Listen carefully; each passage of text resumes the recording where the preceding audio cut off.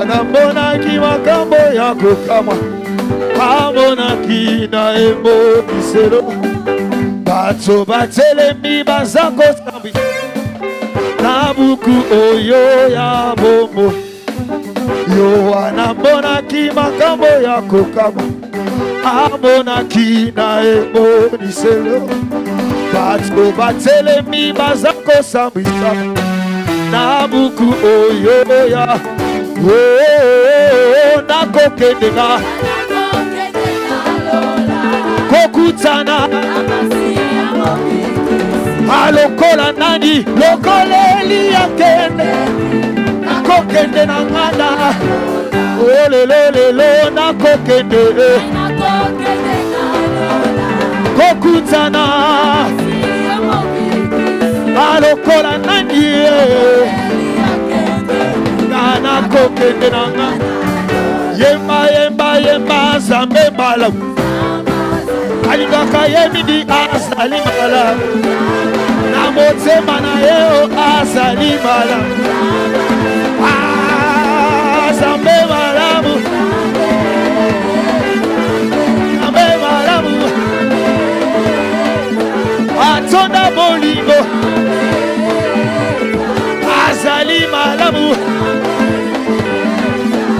azali malamu zambe bananzambe bakotatula elongana bananzambe bakotatula bananzambe bakotatula bananzambe bakotatula oh bananzambe bakotatula oh frère frère oh bananzambe oh sœur sœur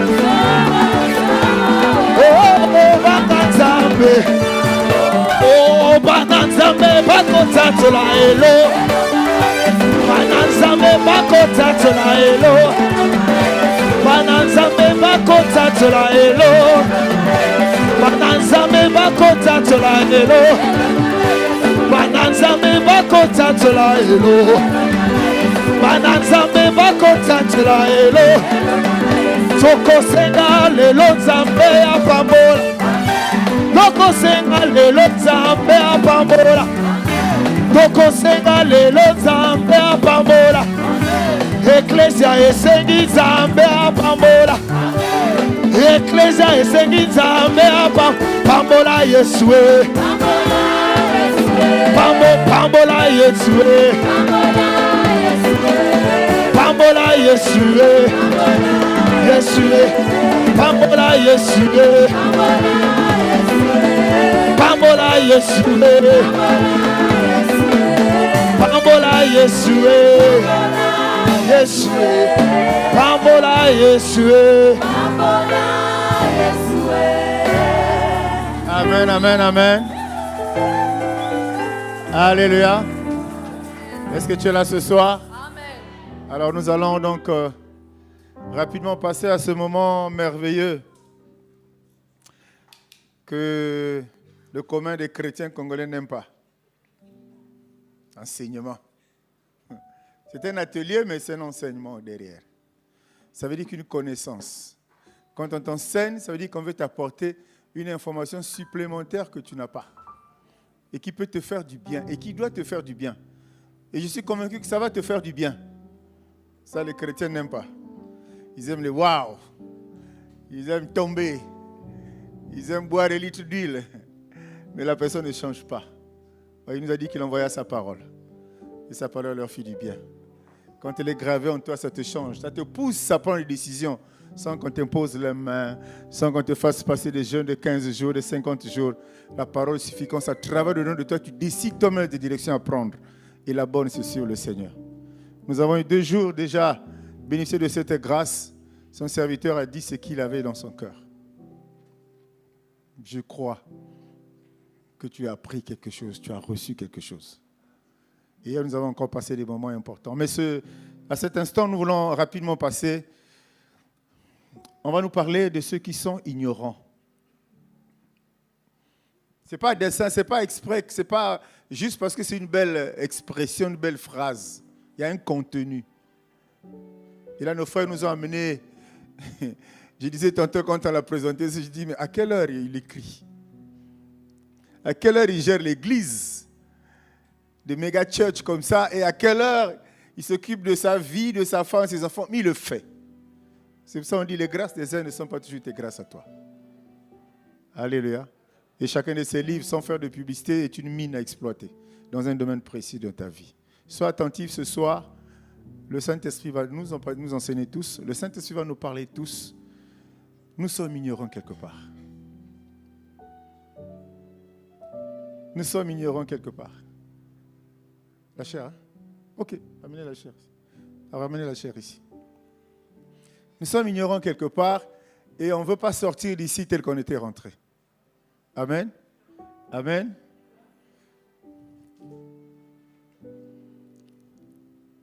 Et après, tu achètes le livre, hein? Toi, tu aimes acheter les romans policiers. Moitié la semaine à l'époque, c'est aussi acheté. C'est 2000 seulement, 2000 seulement. La bière coûte combien? La bouteille de vin rouge coûte combien? 3000, non? Bon, on va vider tout ça. Il y en a encore, on va vider ça. C'est très intéressant. Alors, rapidement, nous allons vraiment, sous nos acclamations, recevoir son serviteur. Merci. Alléluia. Alright. Je disais au pasteur que c'est comme si l'avion entendait atterrir. Donc, quand l'avion atterrit, il va doucement. Alléluia. Donc, ce soir, on va aller doucement et puis on va voir ce que Dieu va faire avec nous. Prions, Père Céleste, merci pour tous tes bienfaits. Merci pour ta présence au milieu de nous. Viens nous conduire dans ta vérité et que ta volonté parfaite seulement soit accomplie dans cette assemblée et de la vie de chacun de nous. Au nom puissant de Jésus. Amen. Asseyons-nous. Soyez tous les bienvenus encore. Alléluia. Je profite de cette opportunité de remercier Dieu pour la vie de mon père. Alléluia. L'évêque Dag Heward-Mills. Alléluia. Comme je disais à quelqu'un la dernière fois que c'était jamais mon plan de devenir un pasteur. Je me souviens quand j'étais l'enfant, tu vois, j'ai grandi dans une maison chrétienne. Mon père, que Dieu le bénisse, c'est vraiment un chrétien. Et je me souviens, mon père me réveillait parfois à 4 heures pour prier. Et je me fâche, je ferme mes yeux et je ferme le fond parce que je ne veux pas prier. Parce que je partais à l'église, mais je n'étais pas né de nouveau. C'est une chose d'aller à l'église et c'est une chose aussi d'être né de nouveau. Donc, comme papa veut qu'on devienne les chrétiens obligatoirement, donc chaque mardi, chaque dimanche, chaque vendredi, chaque jeudi, on est à l'église. Et c'est moi qui arrangeais les chaises, balayais l'église et tout ça. Mais je n'étais pas né de nouveau. Donc, parfois quand je me comporte mal à la maison, les punitions qu'il me donne, c'est pour lire la Bible. Parfois, il va me donner, va lire Genèse 1, chapitre 1, chapitre 2, chapitre 3. Quand je reviens, tu vas me dire ce que tu as appris. Donc, ça fait que j'ai connu toutes les histoires, à part ce qu'on nous donne à l'école, les punitions à la maison. Donc, j'ai connu la Bible sans de connaître l'esprit de la Bible. Et j'ai donné ma vie à Christ quand j'étais au lycée. Et je me souviens un jour, il me regardait et puis il me dit, tu as changé. Je dis, pourquoi? Il a dit, avant, je vous forçais de prier avant que tu pries. Avant, je vous forçais de lire la Bible avant que tu la. Mais maintenant, je vois que toi-même, tu prends ta Bible, tu lis.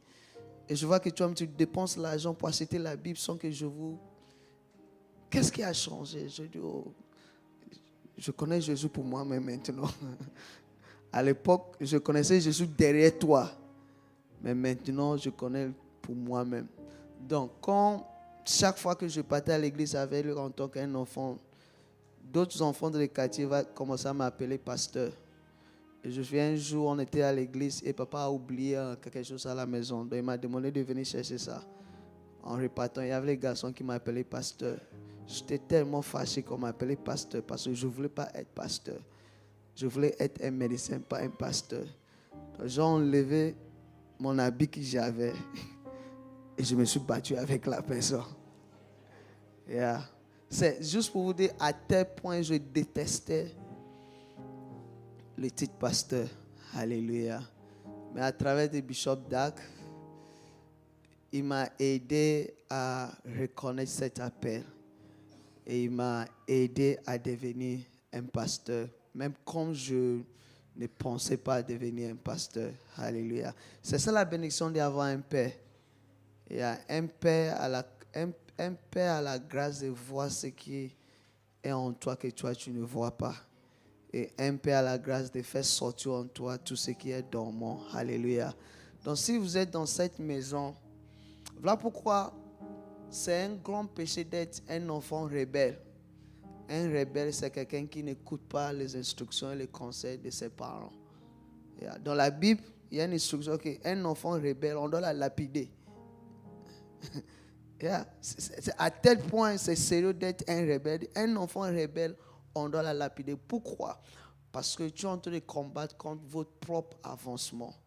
Alléluia. Donc si vous êtes un enfant de cette maison, c'est toujours important d'écouter ce que votre père vous dit. Parfois, ça va apparaître pas sage, mais il y a une sagesse derrière ça. Un jour, vous allez récolter le fruit de votre obéissance. Alléluia. Et aussi, remercie Dieu pour la vie de pasteur Augustin. Alléluia. Merci pour cette invitation. Alléluia. J'ai toujours dit que je ne m'attendais pas. J'ai l'habitude de recevoir l'invitation, on m'invite tout le temps. Mais c'est souvent ceux que j'ai l'habitude d'amener au Ghana pour la conférence Faire Église le fait avec mon père. Alléluia. Mais pasteur Augustin n'est jamais allé au Ghana. Donc quand j'ai reçu l'appel, je disais, pour quelle raison? Mais je sais que Dieu avait un plan. Alléluia. Et je pense que cette famille devient aussi ma famille. Devient ma famille. À tout moment que vous avez besoin de moi, si seulement je suis disponible, je viendrai. Alléluia. Je me souviens pendant la discussion, non, est-ce qu'on doit faire ça? Je dis, regarde, je suis un missionnaire. Je suis un missionnaire. Je suis formé de vivre dans tout terrain et survivre dans toute situation et toute condition. Donc, on n'a pas besoin de trop penser à moi. Alléluia. L'essentiel, c'est que la grâce de Dieu est disponible. Alléluia. Donc, acclame pour votre pasteur encore. Et à maman aussi, merci pour l'accueil. Ça, c'est une bénédiction. Merci pour tout. Alléluia. Donc, ce soir, on doit regarder ceux qui sont ignorants. Alléluia. Mais il y a tellement de choses dans ce livre. Comme Jésus-Christ disait, j'ai tellement de choses à vous dire que je ne peux pas la dire. Alléluia. Donc, je vais juste toucher un chapitre et je vais encourager chacun d'avoir une copie pour vous-même. Ça va vous aider à aller plus loin. Alléluia. Normalement, c'est 3500, mais c'est juste pour cette activité que j'ai dit qu'on fait ça à 2000. Comme ça, tout le monde peut facilement avoir un accès. Alléluia. On doit aimer lire, on doit aimer la lecture.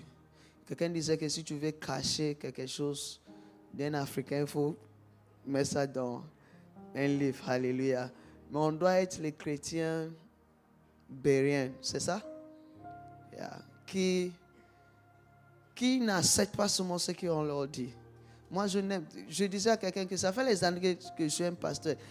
Ceux qui viennent envers moi, pasteur, aide-moi à lire ma Bible.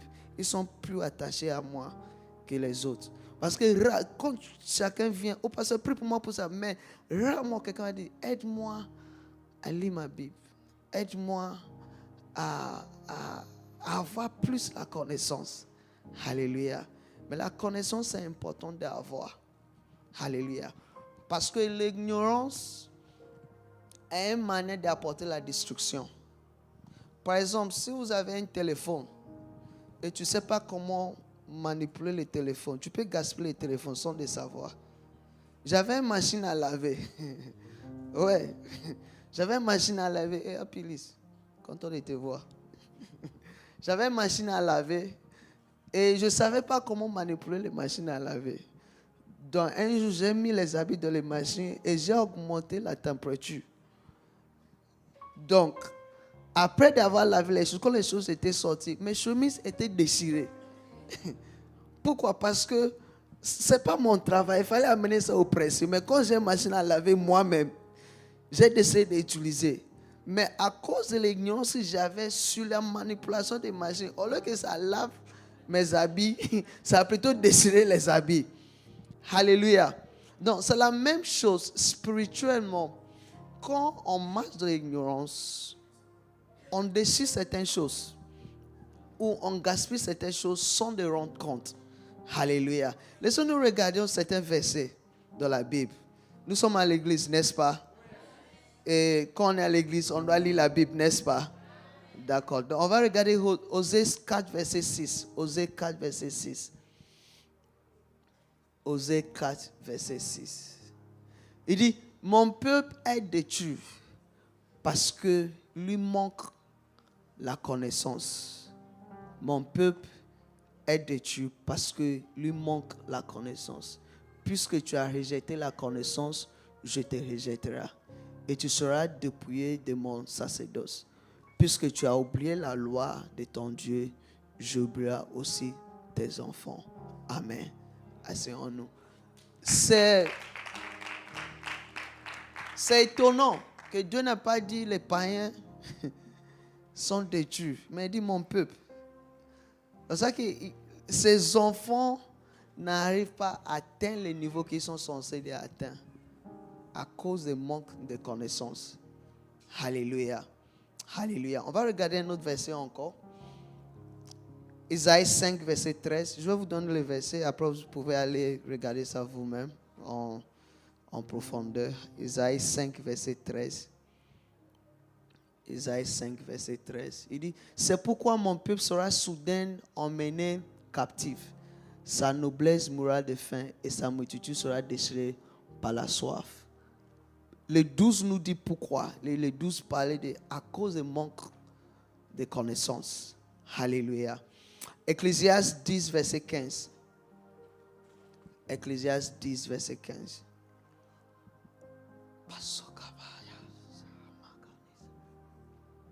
Ecclésiaste 10, verset 15.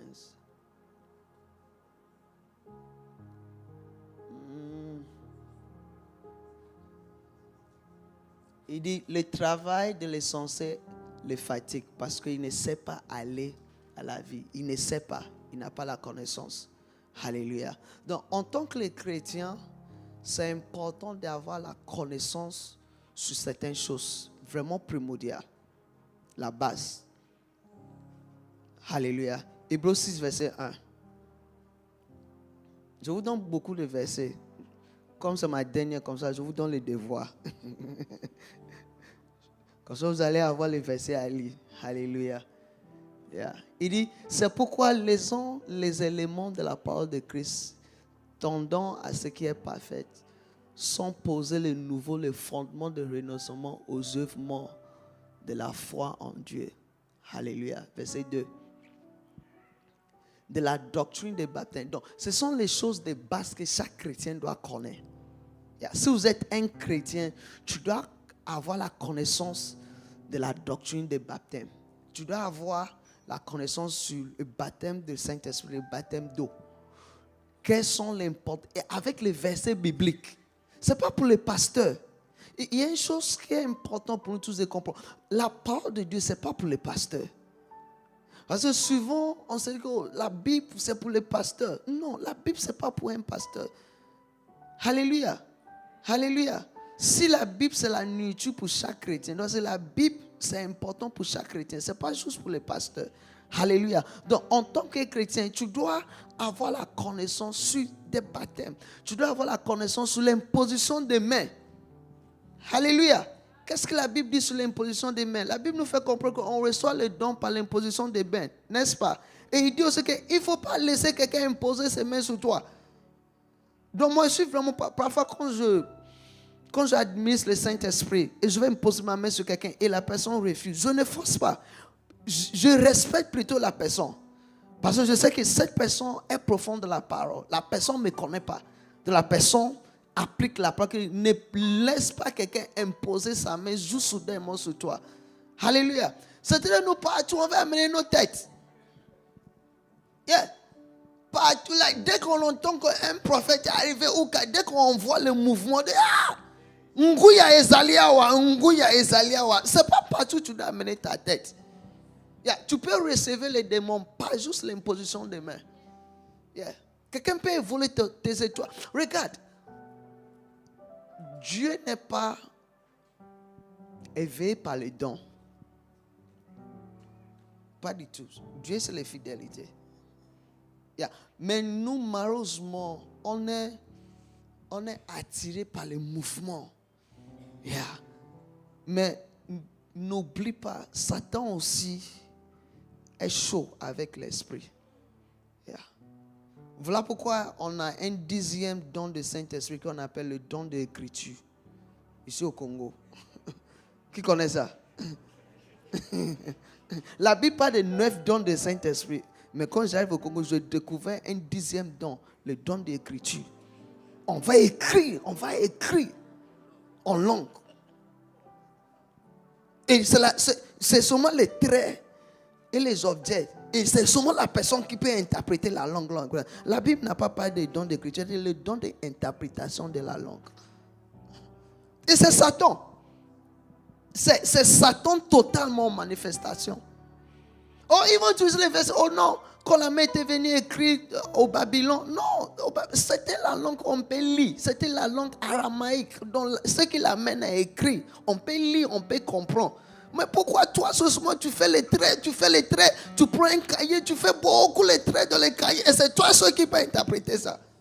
Mais les gens sont attirés par ces choses. Yeah. Donc ça fait que beaucoup de chrétiens marchent avec les esprits qui n'est pas de Dieu, sans de savoir. Yeah. Par exemple, quand tu lis, je pense que c'est 1 Samuel ou 2 Samuel, quand Saül était parti aller il était parti aller voir un voyant pour appeler Samuel. Quand l'esprit venait, on posait qui tu vois? Il dit, je vois les dieux. Les dieux. Pourquoi? Parce qu'il y a des esprits sur la terre. Et ils ont la capacité de prendre la forme de quelqu'un que tu connais. Donc quand il arrive, quand il touche la surface de la terre, les esprits se réunissent et ils prennent la... Voilà pourquoi quand tu fais un rêve et puis tu vois, j'ai vu maman, il était derrière moi avec le couteau. C'est pas forcément maman.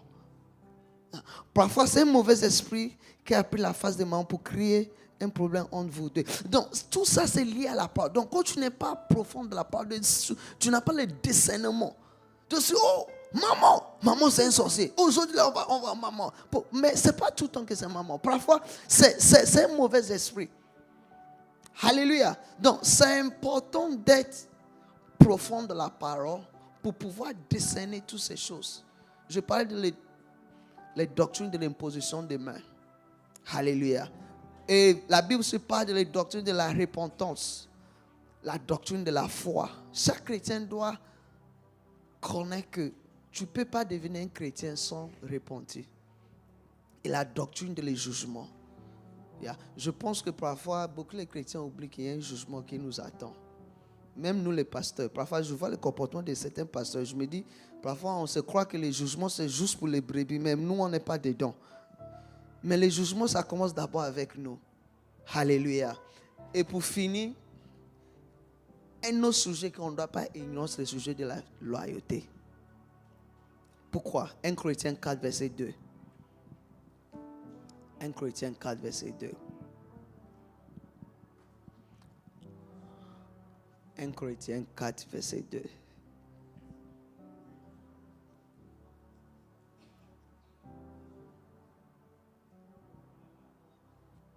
Il dit, du reste, ce qu'on demande des dispensateurs, ce qu'on demande d'un enfant, ce qu'on demande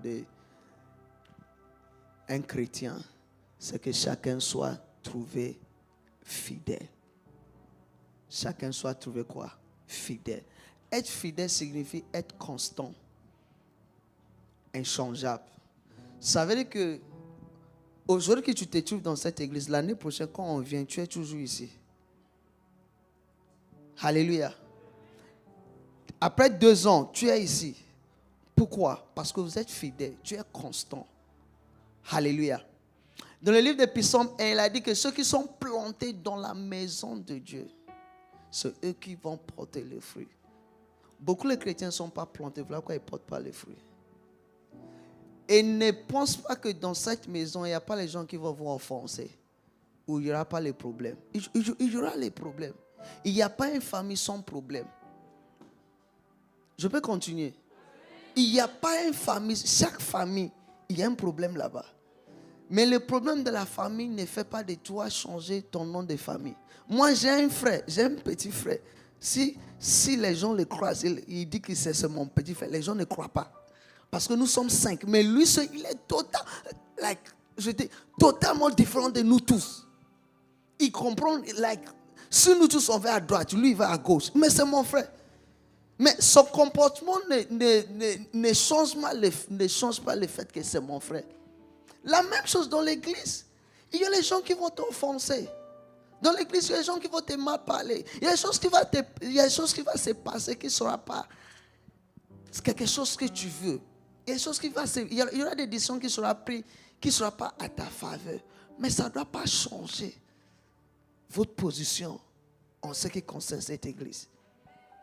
Alléluia. Il y a certaines choses, Dieu ne nous donne pas l'opportunité de choisir. Le pays dans lequel on est né. On ne choisit pas ça. Yeah. Si Dieu nous donne l'opportunité de choisir là où les citoyens, le pays de la conversion citoyenne, Afrique sera vidée. on va choisir le Canada, on va choisir la France. Pourquoi pas Afrique, je vais faire quoi ici? Yeah. De la même chose, si Dieu nous donne l'opportunité de choisir les familles qu'on veut appartenir. Oh, moi je vais choisir la famille présidentielle. N'est-ce pas? Tu vois, si tu vas choisir peut-être la famille Sarkozy ou une autre famille quelque part. Pourquoi? Parce que nous tous on fait quelque chose de bien. Alléluia. La même chose, l'église que tu es né de nouveau, on ne choisit pas. Voilà pourquoi tu vas remarquer que en grandissant, tu as fréquenté beaucoup les églises, mais il y a une église que tu arrives et soudainement tu dis, je dois donner ma vie à Christ. Je ne sais pas si je vais comprendre.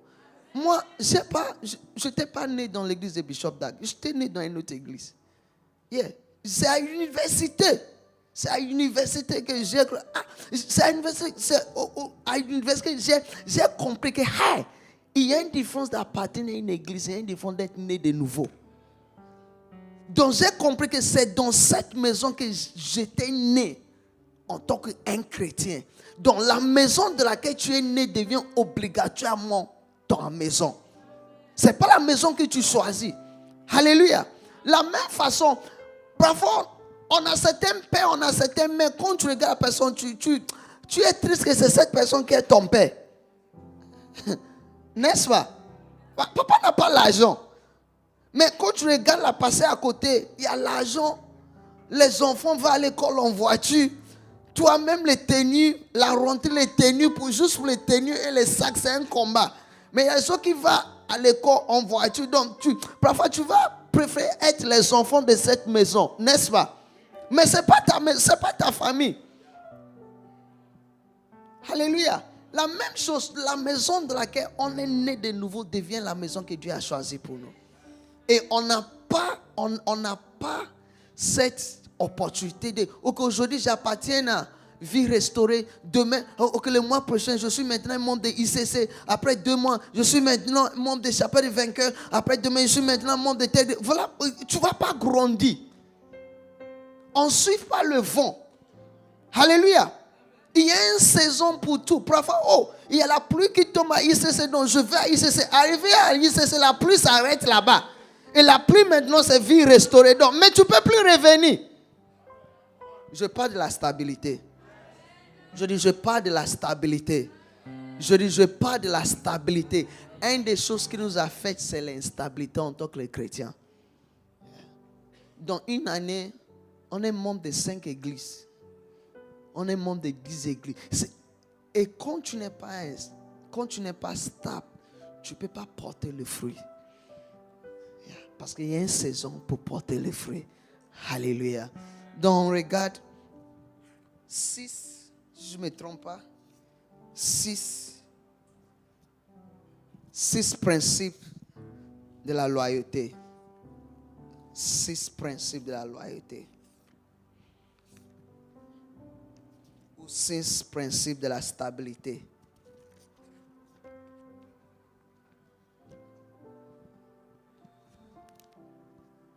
Un.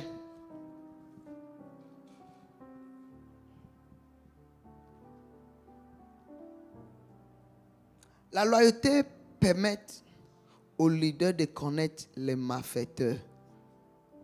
La loyauté permet le leader de connaître les malfaiteurs. 1 Corinthiens 5, verset 1.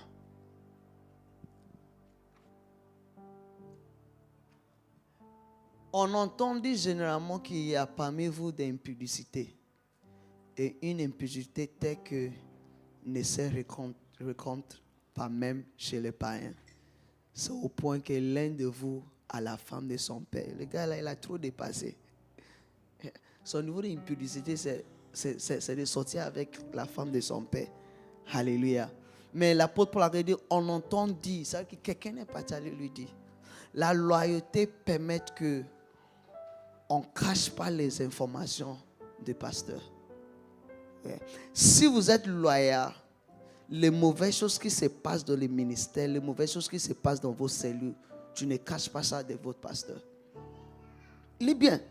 Il dit, on entend généralement. Parfois, la chrétienté, ce n'est pas un truc de l'émotion. Non. Qu'est-ce qu'on va dire de moi? Qu'est-ce qu'on va dire de moi? Non, votre responsabilité, c'est apporter la nouvelle au niveau des pasteurs. Regarde, il y a telle soeur de la Cora avec tel frère de la Cora. Ils sont ensemble, mais ils ne sont pas mariés. Alléluia. On n'aime pas ce genre de choses, mais c'est la vérité. Ça fait plus que 20 ans que je suis un pasteur. Je sais de quoi je parle. Tu vas voir les choses qui se passent dans l'église. Mais personne ne va venir informer les pasteurs. Pourquoi? L'amour des prochains. Si on informe le pasteur, il va se fâcher. Il va punir les soeurs. Il va punir le frère. Donc on préfère garder ça. Ça, ce n'est pas la loyauté. Ça, ce n'est pas la fidélité. La fidélité ne cache pas l'information. Joseph. Qu'est-ce que Joseph faisait? Quand ses grands frères faisaient les mauvaises choses, il venait donner le rapport à la maison. Il venait papa, quand on était sorti, Judas a fait ça. Quand on était sorti, l'autre, Naphtali, il a fait ça. Et c'est ça qui a créé la jalousie. Mais la plus importante, que Joseph avait le cœur de son père. Le fait qu'il ne cachait pas les choses de son père, le père l'avait aimé. Si tu travailles quelque part, c'est mieux d'être ami de ton chef que l'ami des autres ouvriers dans la société. Vous êtes là? Vous êtes là? Pourquoi? Parce que c'est le chef qui t'a embauché. Pasteur Augustin est le pasteur de cette église.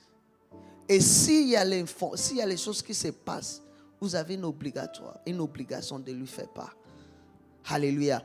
La loyauté ne cache pas l'information. Chaque fois que tu caches l'information, sache qu'il y a une âme qui est au point d'être détruite. Sache qu'il y a quelque chose de mauvais qui va arriver. Une fois, je me souviens dans mon église, je pense que c'était dans la Cora, il y a une soeur qui sortait avec un frère. Moi, ces choses-là, je ne blague pas avec. Et quelqu'un était venu m'informer. Et qu'est-ce que la fille dit? Il dit à sa maman qu'elle est à l'église. Et il me dit que maman l'a donné un travail à la maison. Donc pour la maman, elle est à l'église.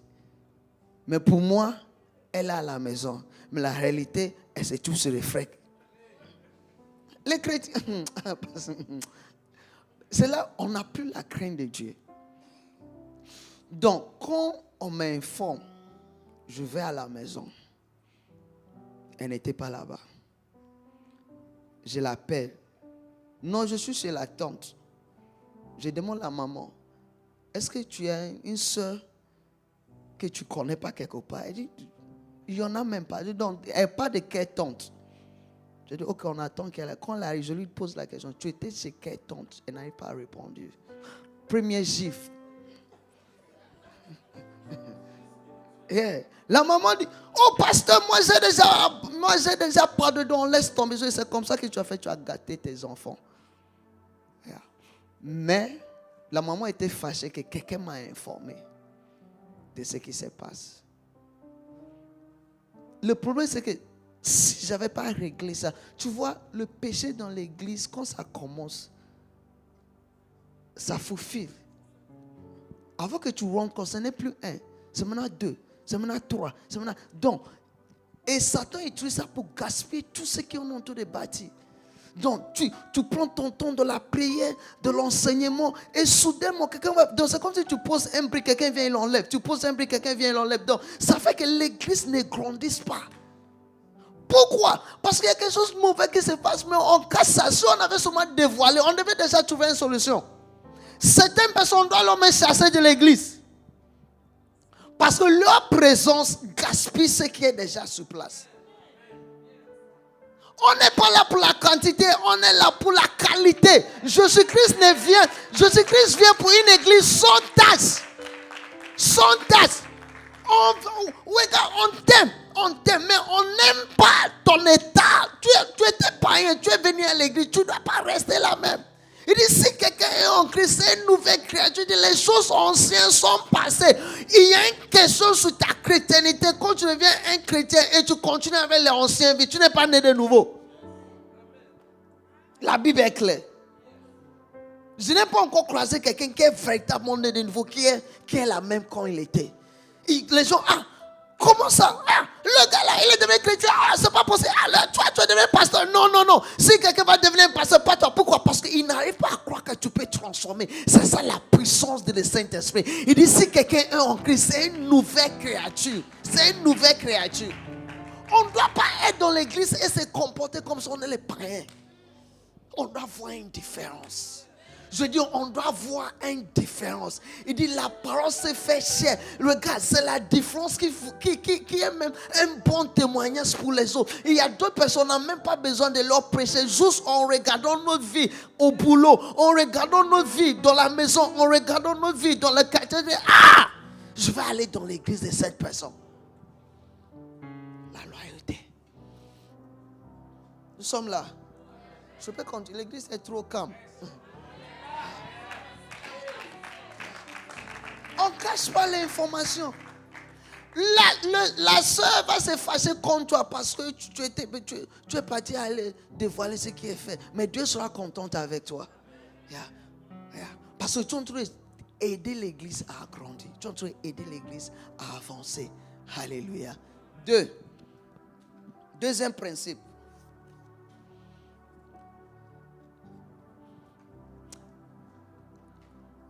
Celui qui murmure est une personne déloyale. Philippiens 2, verset 14. Philippiens 2, verset 14. Il dit, faites toutes choses sans murmure ni hésitation. Quand tu ne comprends pas quelque chose, c'est important de poser la question. Il y a certaines personnes, je pense qu'à un certain niveau, c'est un problème africain. Africain, quand tu poses trop les questions, on te voit que tu es trop dérangeant. Alléluia. Mais votre niveau d'intelligence vous pousse à poser les questions. C'est mieux de poser les questions et comprendre les choses que de murmurer. Pourquoi la femme du pasteur elle a porté l'orange? Entre il y a quelque chose qui ne va pas. Pourquoi aujourd'hui quand papa est rentré, il est rentré par là, pas ici. On dirait il y a quelque chose qui ne va pas. Donc tout le temps tu as les choses et tu entres pas. C'est un signe de loyauté. Quand tu ne comprends pas quelque chose, pose les questions. Pourquoi pendant la longue adoration, on chante ces chants? Pourquoi ça? Pourquoi dans cette église on fait ça? Je me souviens quand je suis parti premier à Lighthouse. quand le pasteur prêche, tout le monde prêche. La parole est bien. Je dis, et je comprenais pas parce que je sors d'où, quand le pasteur prêche, personne ne parle. Donc je me dis, mais cette église sont passées. Mais au milieu de ça, j'aimais la parole. Donc c'est que la parole qui venait, j'aimais tellement. C'est comme si je n'ai jamais entendu ces réalités. Donc même quand quelque chose se passe, je n'étais pas à l'aise avec, mais je n'arrive pas à partir. Un jour, je pense après 2 mois, le pasteur prêchait. Vous pouvez imaginer ce qui s'est passé. Il y a un jeune homme qui s'est levé et dit, prêche! Et c'était moi. J'ai fini par attraper l'esprit de la maison. Pourquoi? Parce que quand tu restes quelque part pendant longtemps, ce qui est là-bas, ça devient ce qui vous appartient. Alléluia. Quand tu murmures, tu ouvres les portes pour les démons. L'esprit d'accusation, l'esprit de critique, l'esprit de confusion. Alléluia. Donc si tu ne comprends pas quelque chose, pose les questions. Pose les questions. Souvent, comme pasteur disait, les gens nous critiquent. Les gens là, ils ne prêchent pas la Bible. Ils prêchent seulement les livres de leurs pasteurs. Non, c'est les notes. C'est seulement les notes. Pour nous, c'est les notes. Alléluia. Et moi, j'aime faire mes notes. Donc, si tu me vois avec un livre, j'ai écrit les choses dedans. Parce que j'aime faire mes notes avec ça dedans. Donc, j'ajoute d'autres versets. Mais avant de venir, j'ai mangé. Il y a les versets. C'est ça. C'est les choses que j'aime sur le livre de Bishop Dag. Chaque point vient avec un verset. Donc, ce n'est pas juste qu'ils sont en train de raconter les choses. Donc, chaque point, il y a un verset. Donc, ça vous pousse d'aller ouvrir ta Bible et lire pour voir est-ce que ce qui est écrit dans les livres, est-ce que c'est ce qui se trouve dans la Bible. Alléluia. Mais si tu ne poses pas question, les gens là, ils ne prêchent pas la Bible, ils prêchent seulement les livres. Ce n'est pas les livres, c'est la Bible qu'on prêche. C'est juste qu'on a les notes. Quand tu vas quelque part, tu ne fais pas les notes. Tu ne fais pas les notes. Nous aussi, notre note est ici. C'est juste les notes. Alléluia. Voilà pourquoi je dis c'est important. Et il y a tellement les choses à partager. Mais le temps ne va pas nous permettre. Voilà pourquoi je vous encourage à avoir une copie vous-même. Ça va vous aider. Il y a tellement les connaissances qu'on ne peut pas tout dire. Même le temps ne va pas nous permettre. Alléluia. 3e principe. Aujourd'hui, l'avion a atterri, donc on va doucement. Et puis on va finir vite. La déloyauté est le fruit de l'ignorance. 2 Timothée 3, verset 10.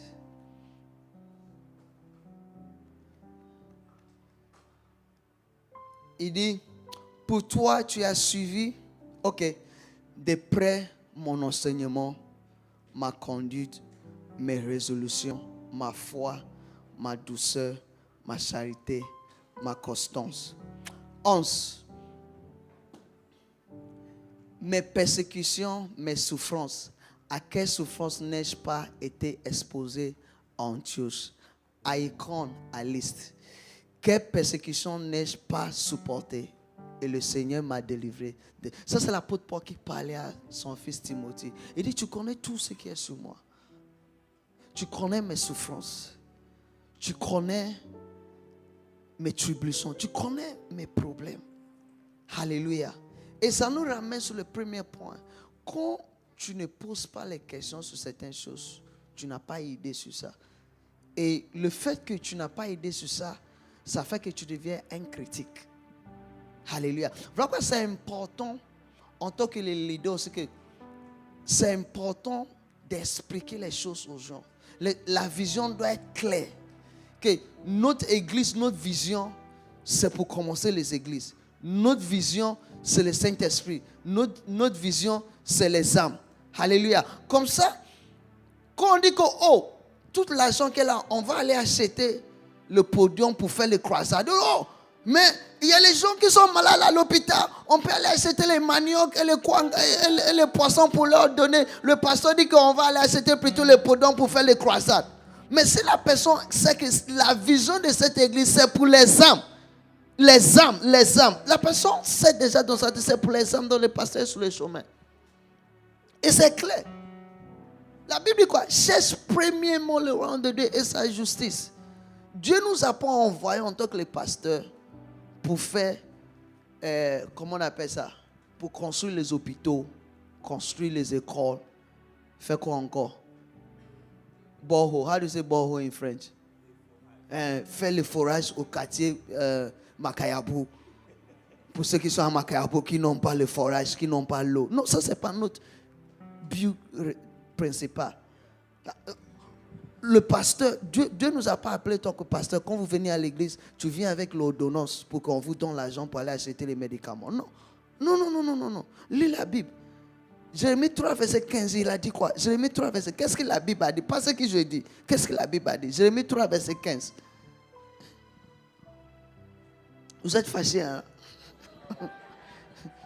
Il dit, je vous donnerai des bergers, je vous donnerai des pasteurs selon mon cœur. Et il vous pètera avec intelligence et avec sagesse. Ça, c'est notre travail. Donc, si on vous donne l'argent pour l'ordonnance, ça, c'est quelque chose d'extra. Mais on ne peut pas faire ce qui n'est pas le principal et abandonner ce qui est principal. Nous sommes là.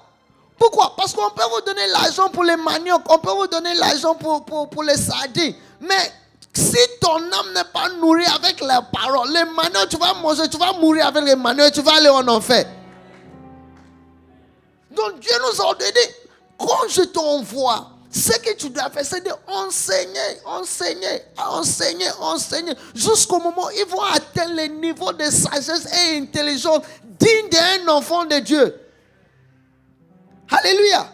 Et on ne doit pas changer l'objectif. On ne doit pas changer l'objectif. On n'est pas plus. On n'a pas plus de compassion plus que Dieu.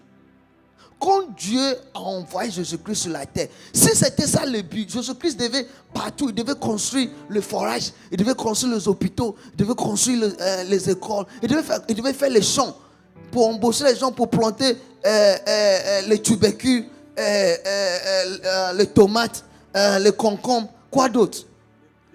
Les légumes, pour nourrir tout le monde. Non, mais il n'a rien fait de ça. Une chose, la Bible dit, comment Dieu a envoyé Jésus-Christ de Nazareth, qui allait les lieux en lieu, prêchons la parole, ça c'est notre responsabilité.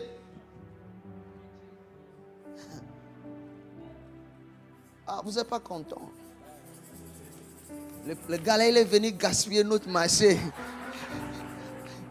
Vous savez qu'on ne peut plus amener l'ordonnance envers les pasteurs. Non, on ne dit pas qu'on ne peut pas vous aider. Loin de la question. Mais ce n'est pas notre travail principal. Parce que certaines personnes viennent à l'église pas pour Dieu. Et moi, avec les années, j'ai appris ça.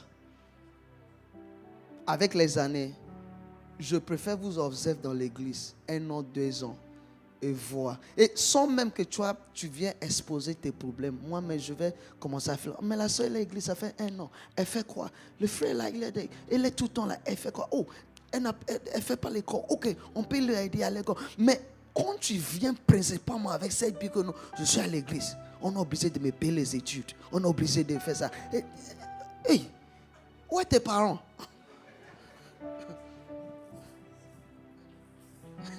Les gens ne sont pas contents avec moi. La vérité, ça fait mal. Mais c'est la vérité. Ça fait que, pasteur, on est en train d'encourager les bêtises dans nos églises. Il y a les gens qui, pendant le culte, il n'est pas intéressé à la parole. Il attend juste qu'on finisse le culte. Comme ça, il va venir. Papa, depuis matin, on n'a pas encore mangé. Mais les mêmes personnes, quand tu lui donnes un travail, il ne va pas le faire. Je me souviens quelqu'un, on dit non, tout le temps, on dit ok, on a une soeur qui travaille à Techno, donc on va te trouver une place à Techno. Comme ça, tu vas aller prendre le téléphone, il dit non, moi je ne peux pas marcher. Je ne peux pas marcher pour aller faire le marketing des téléphones. Il dit, oh, donc qui est idiot pour aller marcher dans le marché, vendre le téléphone et à la fin, lui il va vous donner 10 000. Il y a des gens qui sont certaines personnes voient l'église comme un endroit pour les paresseux. Pourquoi? Parce que dans l'église, elle est là pour nous supporter. L'église n'est pas là pour vous supporter. L'église est là pour vous enseigner. Acclame pour l'Éternel. Même si tu es fâché, acclamez pour l'Éternel.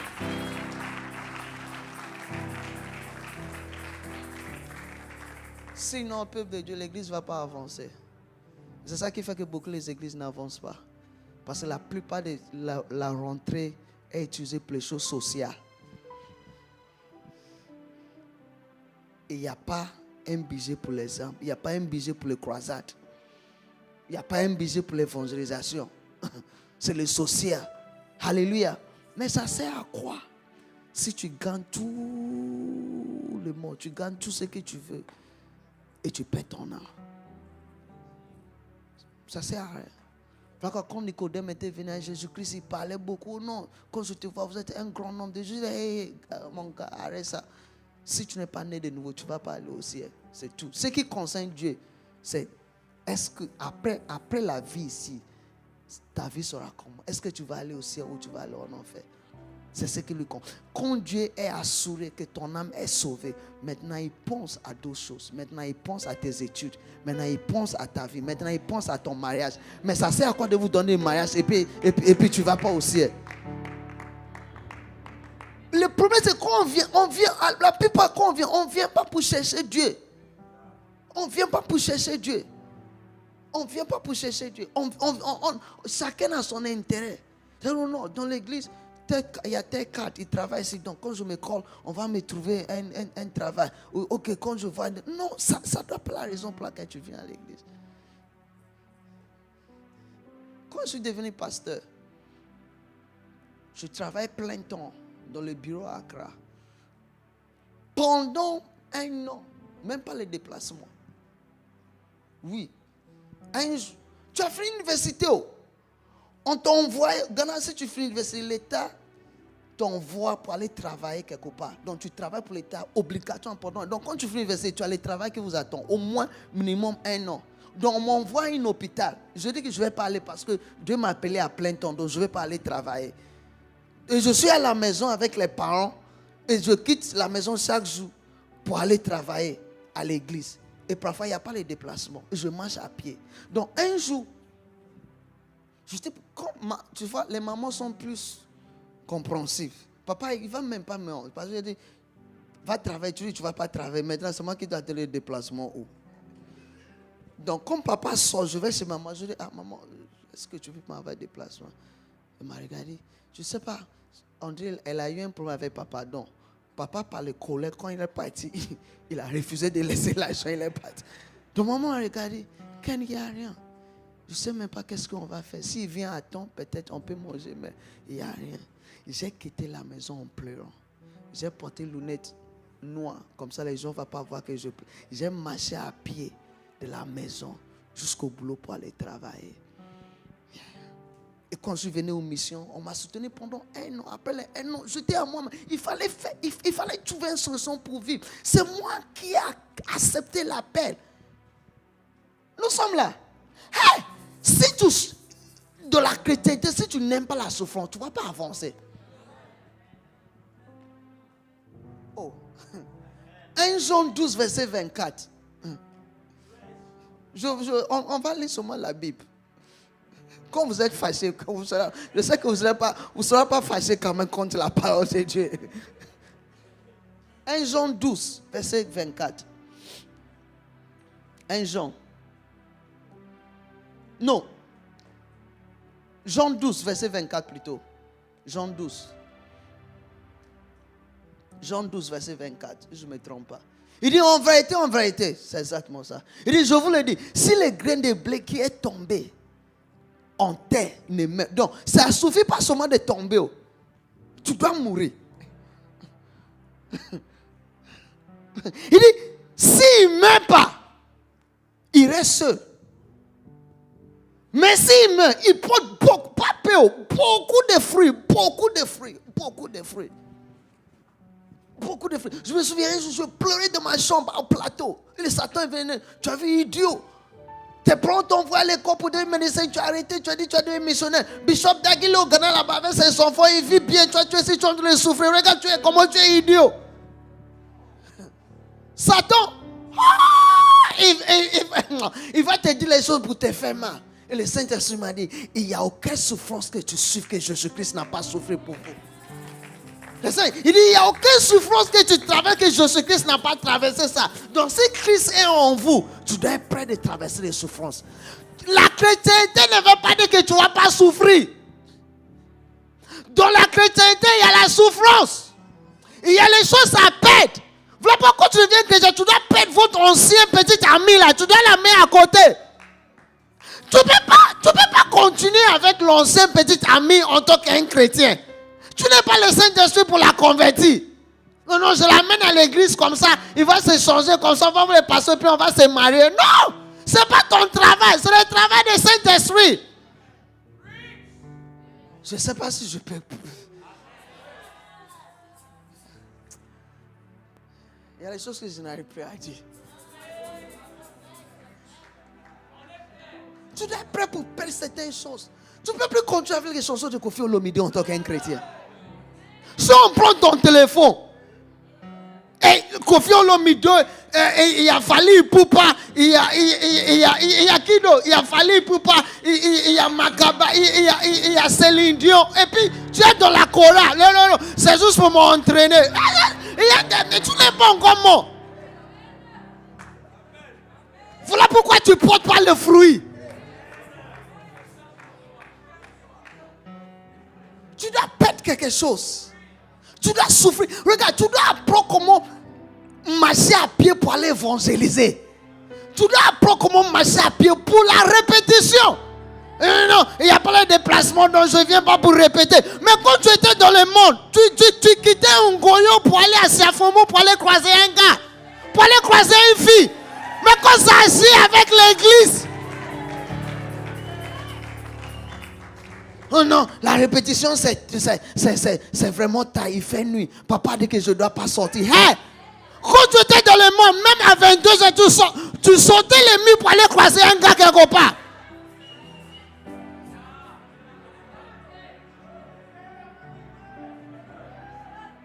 C'est seulement quand ça agit avec les choses de Dieu. Donne-moi les excuses. Ça ne passe pas avec moi. Papa a dit, maman a dit. Tu as fait les choses où papa. Certains de vous, vous n'êtes plus les vierges. Papa ne sait pas. Pour papa, pour maman, vous êtes comme un vierge. Mais toi, tu sais que tu as dépassé même, tu as dépassé même maman.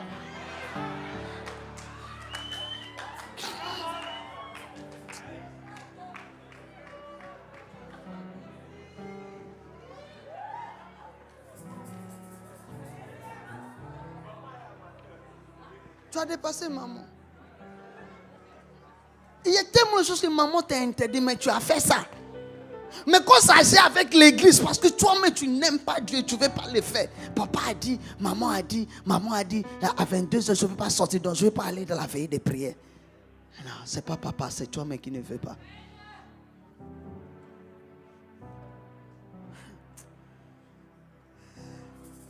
Et je suis parti aller visiter une soeur de l'église.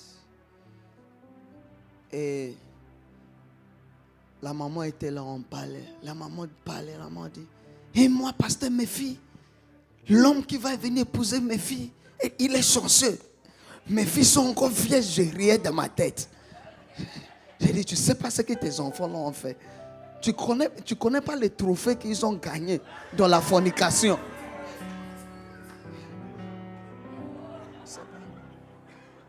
Mais la maman était fière. La maman était fière. Alléluia.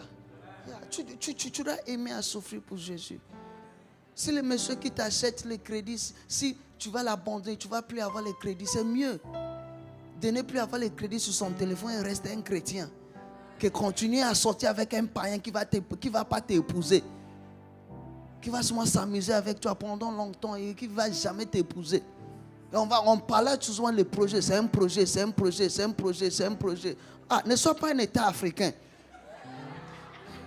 C'est les États africains qu'il y a le projet.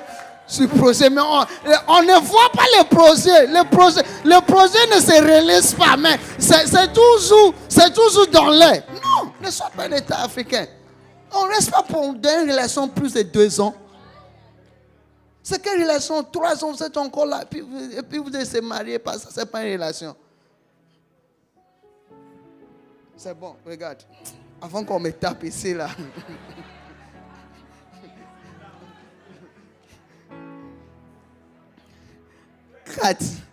La loyauté est le fruit de l'immaturité. La déloyauté est le fruit de l'immaturité. Il faut seulement avoir les livres. Tu n'as pas besoin de tout écrire. Qui ici, réellement, tu ne peux pas avoir l'argent pour acheter ça? Tu veux avoir, mais tu ne peux pas avoir les 2000 pour acheter.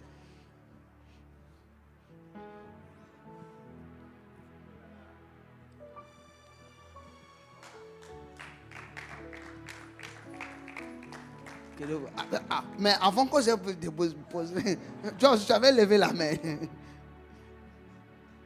All right. Alléluia.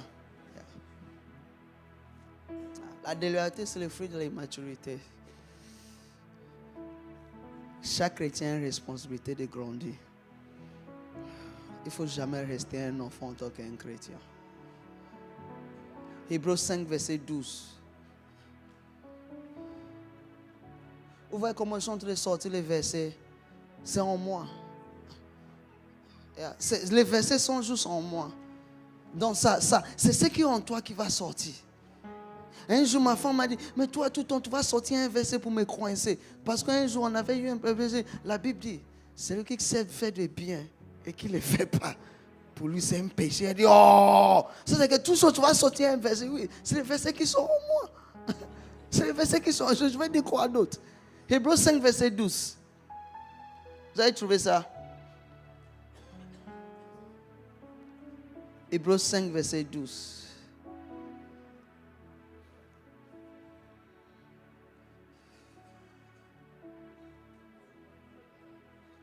Ok, lis pour moi. Okay, ça. Il dit, vous en faites qui depuis longtemps devraient être des maîtres. Vous avez encore besoin qu'on vous enseigne les premiers rudiments des oracles de Dieu. Vous n'en êtes venus à avoir besoin de lait et non d'une nourriture solide. Donc, quand tu deviens chrétien, un moment, Dieu s'attend que tu grandis pour devenir un chrétien qui mange les nourritures solides. Il dit, en tant que le nouveau-né désire le lait spirituel afin que tu vas grandir. Mais quand tu grandis, tu dois maintenant manger les choses solides. Donc, nous avons une responsabilité de grandir. Quand tu donnes ta vie à Christ, ne reste pas là-bas. Si tu es un enfant, après 1 an, l'enfant ne marche pas, comment tu vas te sentir? Il y a un problème. Ou bien, l'enfant ne marche pas, l'enfant est juste assis. C'est ça qu'il y a un problème. Il y a beaucoup de chrétiens qui ne grandissent jamais. Un signe d'un enfant, se plaint pour tout. Un bébé ne peut pas se contrôler. Un bébé, si elle avait fait pipi, chia. Elle avait fait popo, chia. Pourquoi? Parce qu'elle ne peut pas se contrôler. Il y a les chrétiens qui sont les bébés. Ils ne savent pas comment fermer leur fermeture. Ils ne savent pas, quand ils voient une fille, c'est passé. Pourquoi? Parce que il peut pas se les gars ne peuvent pas se contrôler.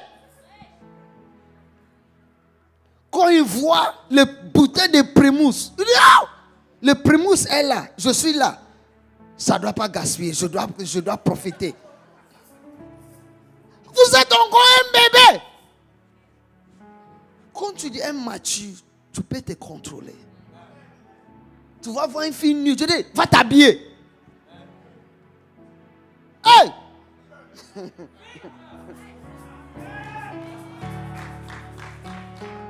Un jour, quelqu'un m'a dit, pasteur, moi, une fille ne peut pas passer dans ma maison sans que son dos touche le sol. Il dit, c'est pas possible. Je dis, vous êtes un animal. Vous êtes comme un chien. Il n'y a pas une différence entre toi et un animal si tu ne peux pas te contrôler. Et c'est la maturité qui vous amène à se contrôler. Quand tu es mature, même quand tu as envie de faire pipi, quand tu es là où l'envie vient, si ce n'est pas bon, tu ne fais pas ça. N'est-ce pas? Tu te gardes, tu te contrôles jusqu'au moment où tu trouves le lieu approprié. Il y a un temps pour ça. Il y a un temps pour tout. Il y a une saison pour tout. À 12 ans, 13 ans, 15 ans, 18 ans, tu n'as pas besoin d'un petit ami. Oui, je parle à mes frères, mes petits frères, mes petites soeurs qui sont derrière là-bas. C'est à vous que je vous parle. Tu n'as pas, toi, mes soeurs, tu dors chez papa et maman. Les slips que tu portes, c'est maman qui t'achète ça. Les calissons, bien que tu laves pas ça bien, c'est papa qui t'achète ça. L'argent de poche, on te donne. Ensuite, tu dis, je suis tombée amoureuse. Tu as une petite amie. Mais tu n'es pas prêt pour tes études. Voilà pourquoi la qualité des gens qui ont les diplômes et les licences d'aujourd'hui est bas. Quelqu'un qui vient de finir le bac, si tu lui poses des questions sur l'examen qu'il vient de faire, il n'a rien dans sa tête.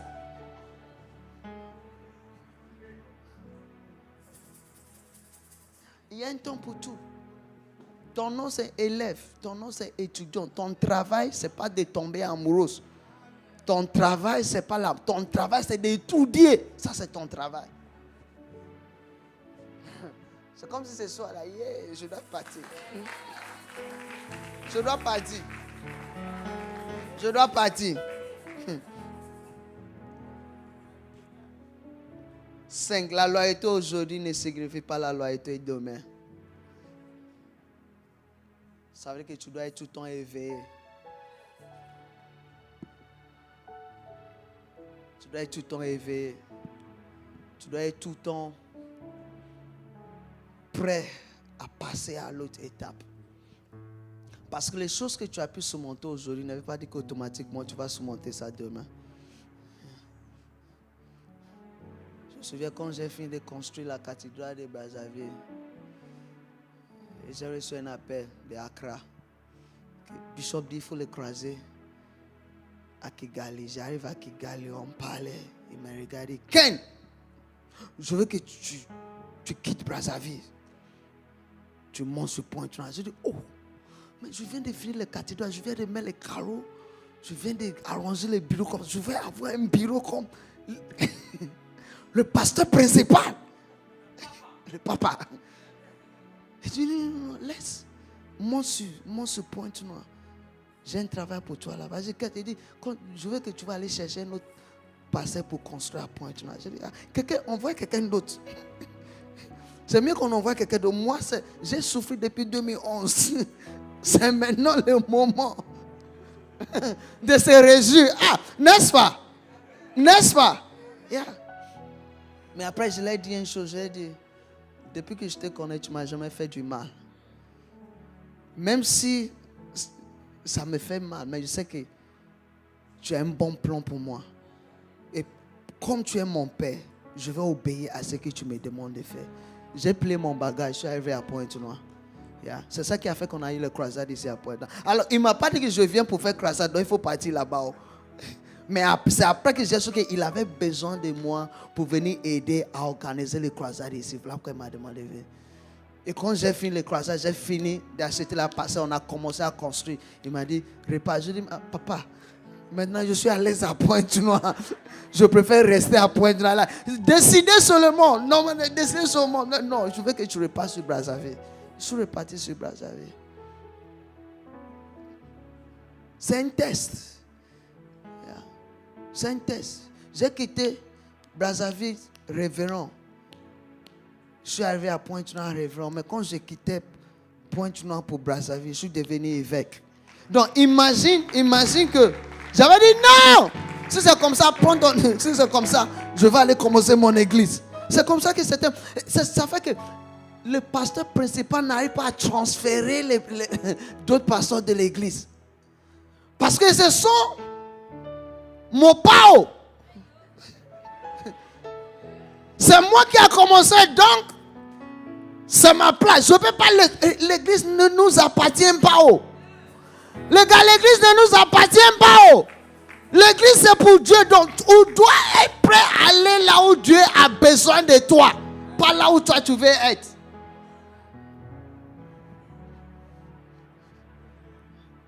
Papa doit être capable de vous envoyer. Va à Kakamweka. Va à Ifondo. Va à Oyo. Va quelque part. Parce que sans d'aller, tu ne vas pas voir la gloire de Dieu.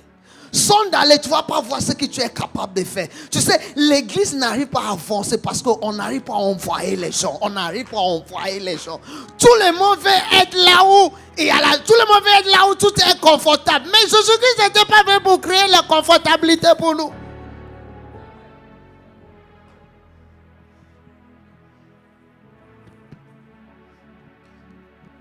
Imagine que je suis resté dans mon confort au Ghana, à l'hôpital. Certains d'eux sont les pasteurs aujourd'hui. Peut-être on ne devait pas avoir ça. L'église est calme. L'église est calme. L'église est calme. Mais c'est bon, c'est bien. Ça signifie que la parole entre et travaille sur vous. Yeah. Si vous voulez que les choses savent, tu dois être capable. Tu dois être un enfant qu'on peut envoyer. Tu n'es pas un enfant si on ne peut pas t'envoyer. Si ton père a peur de te dire, je veux que tu commences une cellule quelque part, c'est ça que tu n'es pas un enfant de cette maison. Et si on t'envoie, ce n'est pas parce qu'on vous déteste, c'est parce qu'on vous aime. Quand Dieu a besoin de quelqu'un d'envoyer, il n'a pas envoyé un ange. Il a envoyé son fils qui aime. Quand on vous aime, on va vous envoyer. Je dis, quand on vous aime, on va vous envoyer. J'ai fini. 6. Les personnes loyales reçoivent l'onction. Les personnes loyales reçoivent l'onction.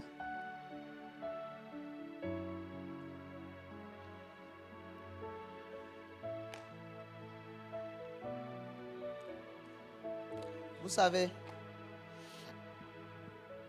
la fidélité paye toujours.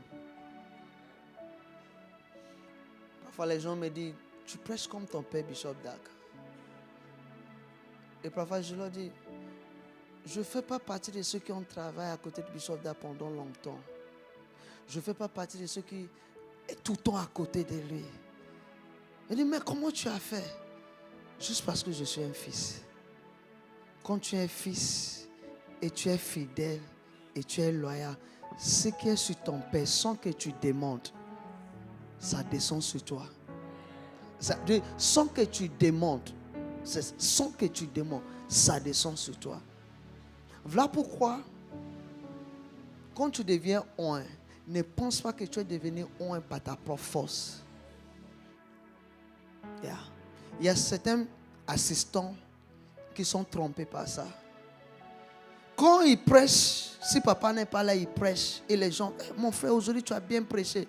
Je dis, mais alors, la grâce de Dieu est sur moi. Dieu m'a honné aussi. Ce n'est pas seulement papa qui est honné. Nous tous, on est honné. C'est la déception. C'est ce monde-là, quand il se détache, il n'arrive plus à faire ce qu'il arrive de faire. Pourquoi? Parce que la grâce sur laquelle il opérait, c'était la grâce de son père. C'était la grâce de son père. C'était la grâce de son père. Et parce qu'il arrive auprès, les gens acclament. Ils se disent qu'il est arrivé. Mais ce qui est sûr, c'est qu'un enfant profite toujours de ce qui est sur son père. Profite toujours de ce qui est sur son père. Donc alors que je finis, alors que vous êtes un enfant de cette maison, une des choses que vous tous devez attraper, c'est l'excellence. Moi, c'est ce que j'ai appris dans cette maison. Les jours que j'ai passés ici. Votre pasteur, c'est un homme d'excellence. Excellence, excellence. Excellence. Excellence.